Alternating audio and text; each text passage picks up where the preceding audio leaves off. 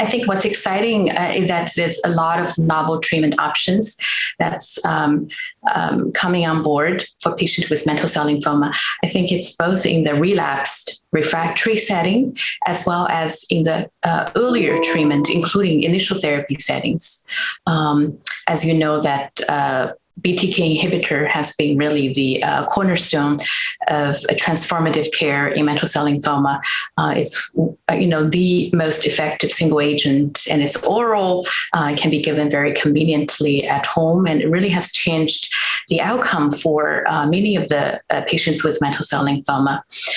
So beyond BTK inhibitors, we have CAR T therapy, which immunotherapy, and that's a target for patients with resistant disease, especially those following BTK inhibitors. And I think that we have more long-term data on CAR T therapy, where the progression-free survival is not beyond 2 years.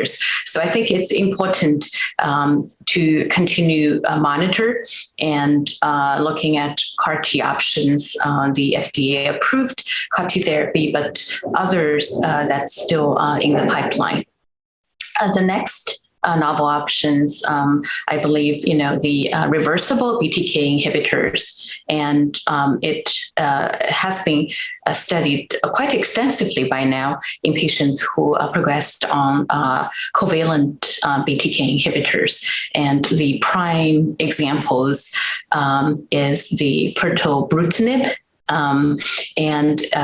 If you recall that the efficacy and safety of the Pirtobrutinib has been really very excellent. So currently, there's continuation of the single agent Pirtobrutinib, and in addition with other combinations, as well as moving Pirtobrutinib earlier in the lines of therapy.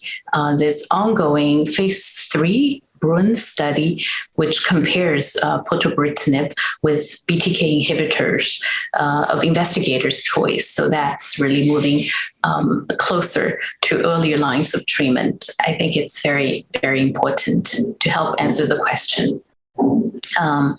And I think there's others certainly in the pipeline, including the bispecific antibody, anti-CD3, anti-CD20.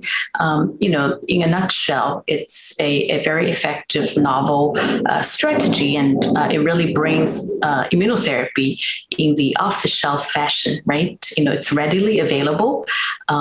And one of the examples that has been studied in the mantle cell lymphoma setting is the glofitamab. And it's quite unique because it has one arm to grab onto T cells and then 2 arms to grab onto B cells.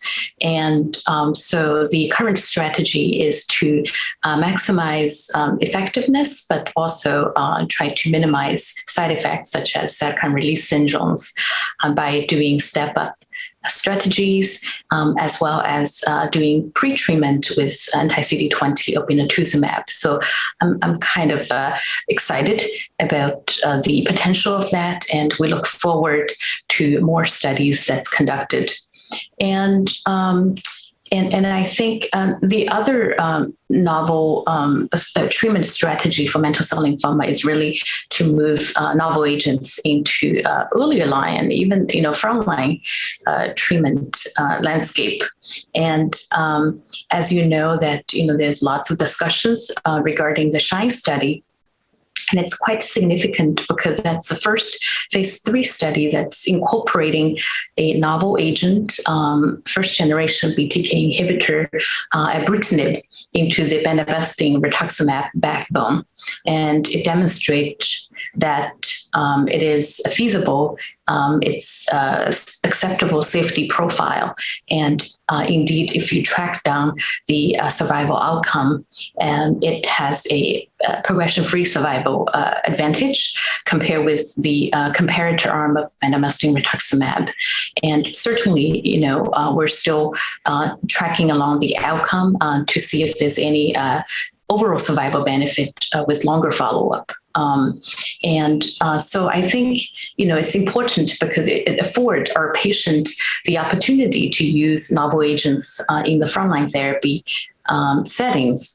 I think the question remains to be asked and answered is that, is this more advantageous to use, a BTK inhibitor such as ibrutinib directly with chemotherapy versus sequentially after chemotherapy. So those are additional studies that is being evaluated. Others, following the footstep of the SHINE study, you have a very similar phase 3 study with acalabrutinib, the ECHO study. And I think we're waiting for the trial data to mature. Those are for moderately intensity treatment backbone. I think you also we have the triangle study, which is a randomized study to evaluate the safety and effectiveness of adding ibrutinib to the R-CHOP and RDHAP combination induction that's modeled after the MCL, European MCL network induction backbone. So there, you have the incorporation of ibrutinib to the chemo combination and afterwards maintenance following autologous stem cell transplant. There's also another arm to evaluate if the ibrutinib maintenance would be adequate instead of consolidative autologous stem cell transplant. So a lot of very important, treatment setting, and I think we look forward to the outcome of the study.